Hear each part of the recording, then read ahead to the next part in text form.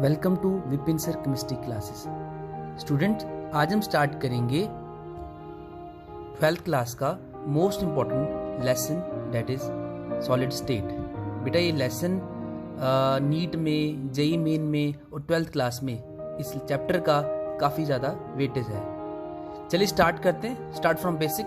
और आप लोगों को पता ही है कि मैटर क्या है बेटा। Matter is anything that occupies space and having some mass. तो मैटर में देखें तो सॉलिड, लिक्विड, गैस सबने पढ़ा है, बट मैं चाहता हूँ एक बार आपको ओवरव्यू दे दूं उसका। चलिए समझते हैं एग्जांपल से। अगर हम सॉलिड की बात करें तो सॉलिड में पार्टिकल जो है वो क्लोजली पैक्ड होते हैं एज कम्पेयर टू लिक्विड। थोड़ी बहुत डिस्टेंस होता है और गैस में बहुत ज़्यादा डिस्टेंस होता है। तो सॉलिड में पार्टिकल क्लोजली पैक्ड है because they have strong force of attraction between them. अगर हम लिक्विड की बात करें तो लिक्विड में मॉडरेट फोर्स ऑफ अट्रैक्शन होती है, तो पार्टिकल के बीच में थोड़ा बहुत गैप होता है। गैस की बात करें तो गैस में लीस्ट फोर्स ऑफ अट्रैक्शन होती है, इससे गैस में क्या होता है, लार्ज गैप होता है।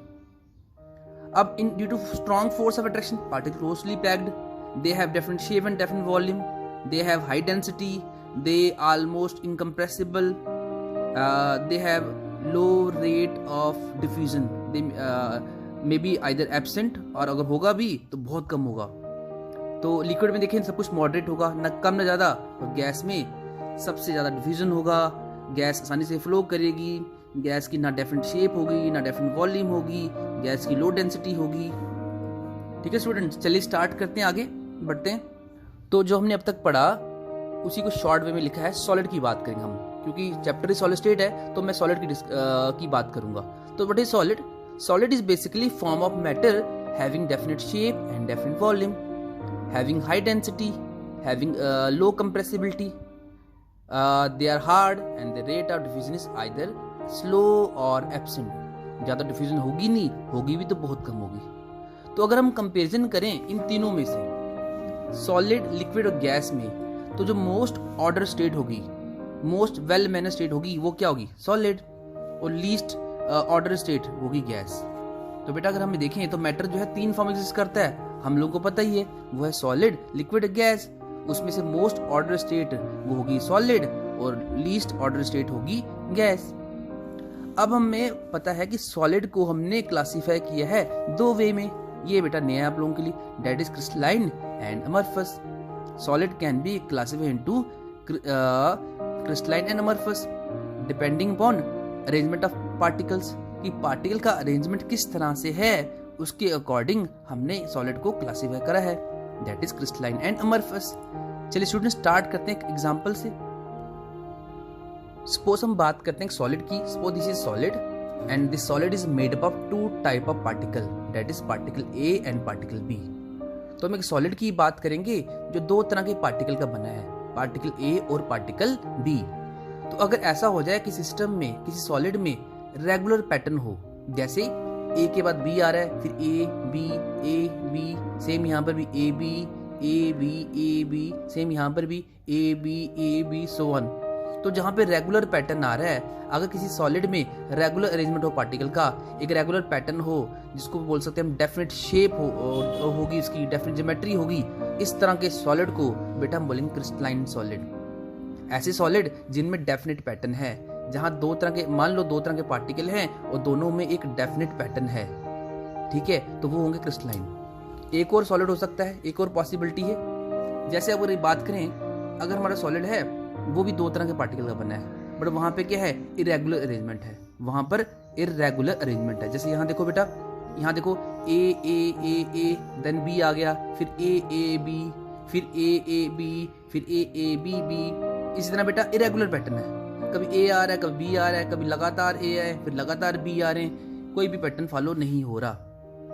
हाँ, बीच बीच में पैटर्न फॉलो हो, जैसे ए बी, यहाँ पैटर्न फॉलो हो रहा है और बाकी कहीं फॉलो नहीं हो रहा।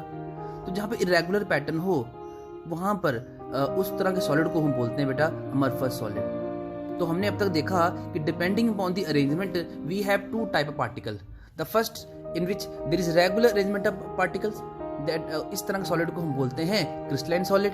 And the solid in which there is irregular arrangement of particle, जहां पैटर्न एक जैसा नहीं है, अपनी मर्जी कुछ भी आ रहा है, कभी ए आ रहा है, कभी बी आ रहा है, बस आ रहा है, तो वो क्या होगा बेटा अमorphous। और जहां पर रेगुलर पैटर्न होगा वो होगा क्रिस्टलाइन।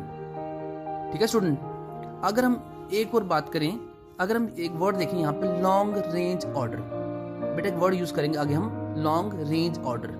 लॉन्ग रेंज क्या हो गया कि जैसे यहाँ देखें तो ए के बाद बी आ रहा है, यहाँ भी ए के बाद बी, यहाँ भी ए के बाद बी, और इस लाइन में भी सेम है, यहाँ पर भी सेम है, यहाँ पर भी सेम है। मीन्स कहने का मीनिंग ये है कि अगर एक जैसा पैटर्न हो और वो दूर दूर तक एक जैसा पैटर्न हो, कि सॉलिड में अगर पैटर्न एक जैसा पैटर्न है, यहाँ पर सेम पैटर्न यहाँ पे भी है, सेम पैटर्न यहाँ पे भी है, सेम पैटर्न यहाँ पे भी है, कि एक पैटर्न तो है और दूर दूर तक एक जैसा ही पैटर्न अगर फॉलो कर रहा है कोई सॉलिड, उसको बोलेंगे लॉन्ग रेंज ऑर्डर।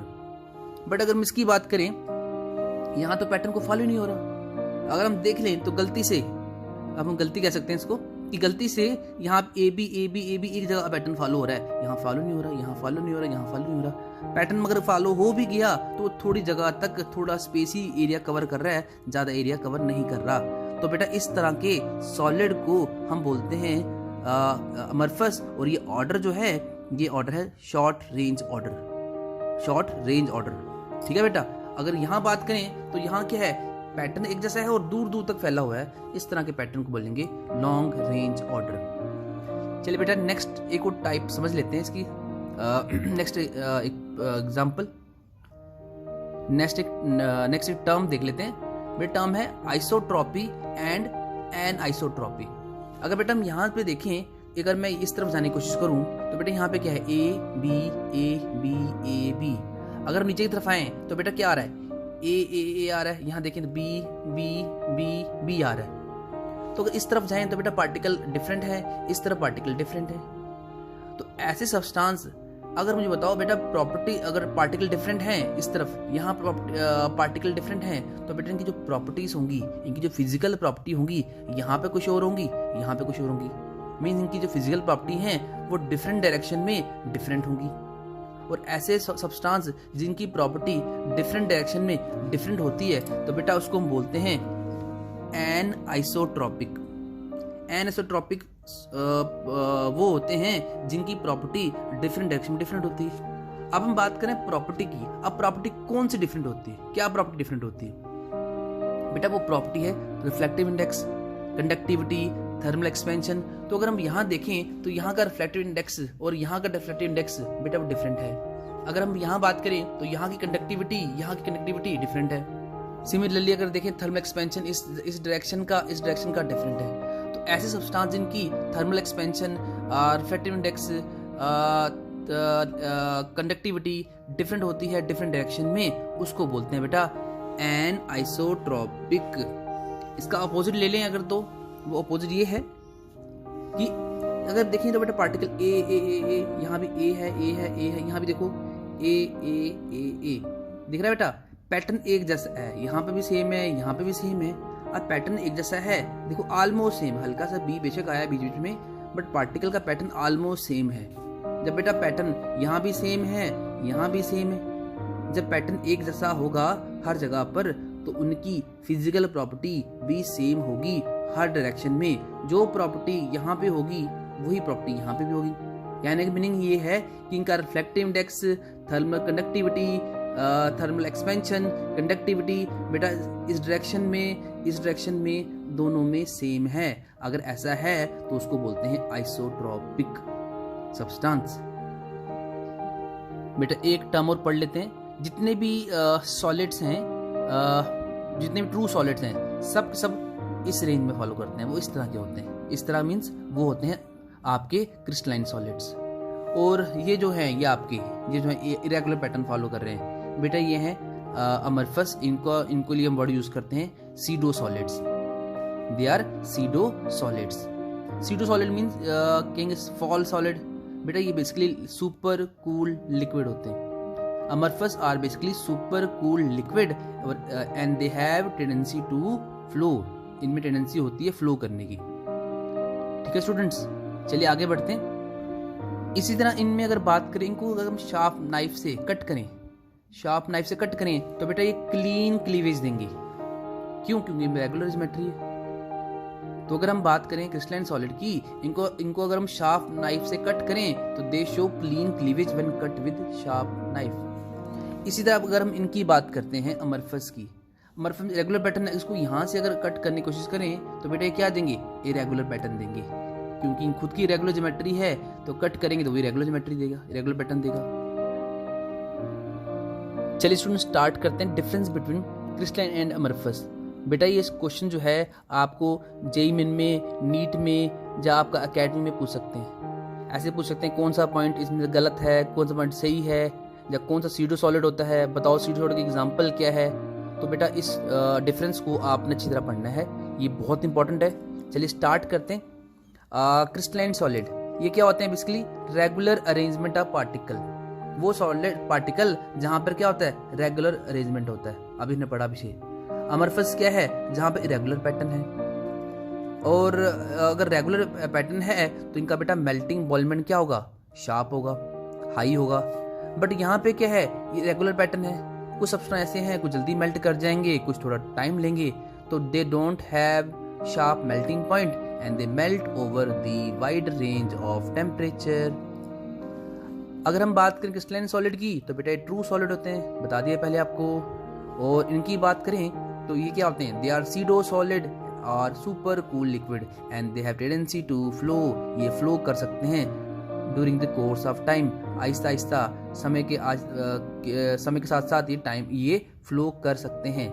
बट इसका मतलब ये नहीं है कि कल लगाया बनाया सॉलिड, वो अमरफस सॉलिड कल बनाया तो आज वो फ्लो कर गया, ऐसा नहीं है बेटा। इसमें एक्सेसिव क्रॉस लिंकिंग होती है, अगर फ्लो करेगा भी तो वो काफ़ी टाइम लेगा। इसी तरह देखा हमने इनमें क्लीन क्लीवेज है तो इनको नाइफ से हम आसानी से काट सकते हैं, अगर काटेंगे तो ये क्लीन क्लीवेज देंगे, अगर इसकी बात करें तो ये क्लीन क्लीवेज नहीं देंगे। अब इनमें क्या होता है, क्रिस्टलाइन में देखें तो बेटा इनमें हमने पढ़ लिया पहले, इनमें सिमेट्री होती है, इसमें सिमेट्री नहीं होगी। अब हमने देखा कि यहाँ क्रिस्टलाइन में हमने देखा कि यहाँ पे एक रेगुलर पैटर्न है, तो रेगुलर पैटर्न है तो बेटा एक ये हार्ड होंगे, हाई मेल्टिंग बॉइलमेंट होगा, तो उनको हीट करने के लिए ये एक सॉलिड है, इस सॉलिड को अगर मैं चाहता हूँ कि लिक्विड बनाऊं तो मुझे लगातार हीट देनी पड़ेगी। अगर मैं आयरन की बात करता हूँ तो आयरन को मुझे लिक्विड बनाना है तो मुझे काफ़ी ज़्यादा टेम्परेचर देना पड़ेगा तो जाकर लिक्विड होंगे। तो बेटा इनकी जो लेटेंट हीट ऑफ फ्यूजन होगी वो काफ़ी ज़्यादा होगी। तो सॉलिड की जो लेटेंट हीट ऑफ फ्यूजन है वो हाई होती है, वो डेफिनेट होती है। बट अगर हम अमरफस की बात करें तो अमरफस में ये इनकी वीक फोर्स ऑफ अट्रैक्शन है, इनमें लो मेल्टिंग पॉइंट है, तो इनकी लेटेंट हीट ऑफ फ्यूजन कम होगी। और मैंने बता ही दिया आपको, दे आर एनिसोट्रॉपिक, मींस इनकी फिजिकल प्रॉपर्टी डिफरेंट डायरेक्शन में डिफरेंट होती है। यहाँ इरेगुलर पैटर्न है तो पार्टिकल ऑलमोस्ट एक जैसे होते हैं, तो बेटा ये क्या होते हैं, आइसोट्रॉपिक। चलिए स्टूडेंट आगे बढ़ते हैं। They have long range order, बताया आपको एक जैसा पैटर्न है और वो पैटर्न दूर दूर तक फैला हुआ है। They have short range order, अगर हम इनको हीट करें तो इनमें इनकी वॉल्यूम में सडन चेंज आता है, इनकी वॉल्यूम सडन चेंज नहीं आता है। अब हम बात करेंगे इसमें आता है क्या क्या है, कौन कौन से एग्जांपल्स आते हैं क्रिस्टलाइन में, अमरफस में। तो बेटा क्रिस्टलाइन में जितने भी सॉलिड्स हैं सब के सब क्रिस्टलाइन में आते हैं, सॉलिड या कंपाउंड्स या मेटल या नॉन मेटल, सब के सब क्रिस्टलाइन में आते हैं। अगर हम बात करें अमरफस में, बेटा इसमें एग्जांपल आती है, मेन एग्जांपल बता रहा हूँ, इसमें रबर आएगा, ग्लास आएगा, प्लास्टिक आएगा, ये है आपकी क्रिस्टलाइन और अमरफस की डिफरेंस। कुछ टर्म्स जो पहले बता दी आपको मैंने, एनिसोट्रोपिक, आइसोट्रोपिक, जिनकी प्रॉपर्टी डिफरेंट डायरेक्शन में डिफरेंट होगी वो एनिसोट्रोपिक होंगे, जिनकी प्रॉपर्टी सेम डायरेक्शन में सेम होगी वो आइसोट्रोपिक होंगे। चलिए स्टूडेंट एक क्वेश्चन कर लेते हैं। ये क्वेश्चन है, classify the following as crystalline और अमरफस, इसमें से कौन कौन सा क्रिस्टलाइन है, कौन कौन सा अमरफस है। बेटा अमरफस का पता करना थोड़ा मुश्किल हो जाता है, अगर हम क्रिस्टलाइन देखें वो हम पता कर सकते हैं, ट्रू सॉलिड। ट्रू सॉलिड बेटा बताया था आपको, जो मेटल हैं, नॉन मेटल हैं, जैसे हम यहाँ देखें पोटेशियम नाइट्रेट, बेटा ये आपको क्या लग रहा है, ये आपका क्रिस्टलाइन, मैं C फॉर लिखूँ क्रिस्टलाइन, ये बेटा क्रिस्टलाइन है। इस तरह अगर हम देखें बेंजोइक एसिड, तो बेटा बेंजोइक एसिड भी क्या है, क्रिस्टलाइन है। अगर हम बात करें कॉपर की तो कॉपर भी मेटल है, तो ये भी क्रिस्टलाइन है। अगर हम बात करें नेप्थलीन बॉल्स जो हैं, ये आप लोग देखी होंगी, ये भी क्या है आपका, ये भी क्रिस्टलाइन है। और जो बाकी बच गया वो हो गया अमरफस। तो बेटा हमें क्रिस्टलाइन क्या होते हैं, जो ट्रू सॉलिड होते हैं, मेटल, नॉन मेटल या कंपाउंड्स जो हैं। तो बेटा देखा benzoic acid potassium nitrate, copper, naphthalene, ये क्या है आप क्रिस्टलाइन, और बाकी जो बचेंगे वो हो जाएगा अमरफस। जैसे ये पॉलीथीन यूरिया, ये आपका अमरफस है। ये अगर हम देखें टेफ्लॉन आपका अमरफस है। सेलोफोन आपका अमरफस है। पीवीसी अमरफस है। ग्लास अमरफस है। आप ऐसे भी याद रखें जितने पॉलीमर्स हैं आपके, पॉलीमर आपने पढ़ने हैं 12th क्लास का लास्ट चैप्टर है, बट इन फ्यूचर आपको जैसे टाइम बढ़ेगा आपको आइडिया लग जाएगा कि कौन क्रिस्टलाइन है कौन अमरफस है। जितने पॉलीमर्स हैं, जितने ग्लास हैं, रबड़ हैं, प्लास्टिक है, प्रोटीन है, डीएनए है, आरएनए है, ये सब के सबके हैं अमरफस हैं। सो स्टूडेंट, ये था मेरा आज का लेक्चर।